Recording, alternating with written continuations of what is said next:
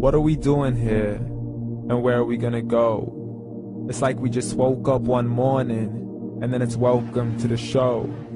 Don't ask any questions, just go with the flow. Make as much money as you can, and try your best not to get broke. Copy everything you see on the TV, from the hairstyles to the clothes, and don't think too often, just do exactly as you're told. And if you ever get confused, then just turn towards the alcohol. You'll still hear your thoughts, then just turn up the radio as you learn to live a lifestyle of drugs, sex, and rock and roll.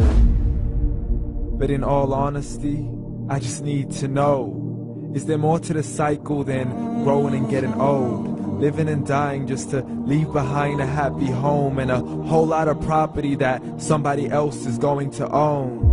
I just really need to know before the casket's closed, 'cause I'm not willing to gamble with my soul, nor am I ready to take any chances. These are just simple life questions, and I'm just searching for some answers. Like, what are we doing here? And what is our purpose? How did we get here, and who made us so perfect?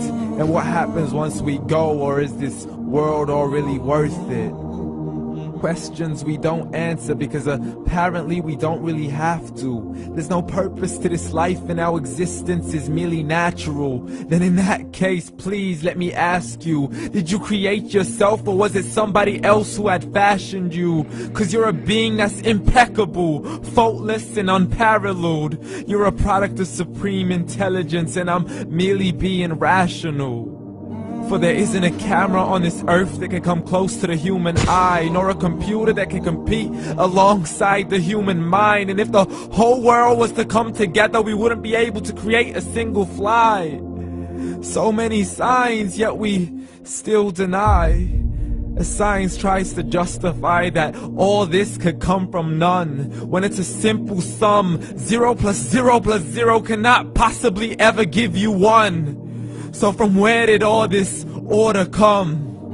For everything has its origins, a maker, a creator of its own. I mean, the only reason you're watching this video is because somebody had to press upload. So we can believe in the Big Bang, but I'd rather believe in He who caused it to explode. Allah, the creator of everything along with every single soul. The ever-living, the master, the only one who is in control. Unlike his creation, beyond our imagination. And no, he's not a man, nor does he have any partners in association. He's on his own. And no, he did not ever leave us alone. Just like every manufacturer, he left us with an instruction manual. The Quran and Islam, and I'm sorry to jump to conclusions, but it's the only one possible. The only definition of God is the one and only supreme being. It's logical, a book with 0 contradictions, with miracles that are both scientific and historical, all revealed over 1400 years ago.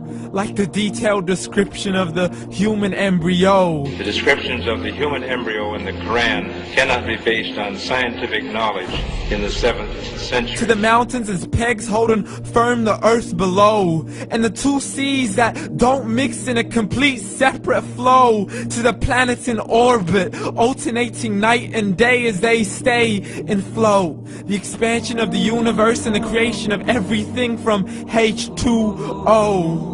To the stories of the past and the preservation of Pharaoh. To identifying the lowest point in the land where Persia defeated Rome. The gushing fluid that created man in the glands between the ribs and the backbone. And not a word has changed, it's still the same. So please explain how all this was known over 1400 years ago.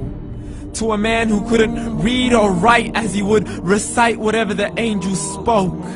And if you still don't believe, please try to come up with something that's even close.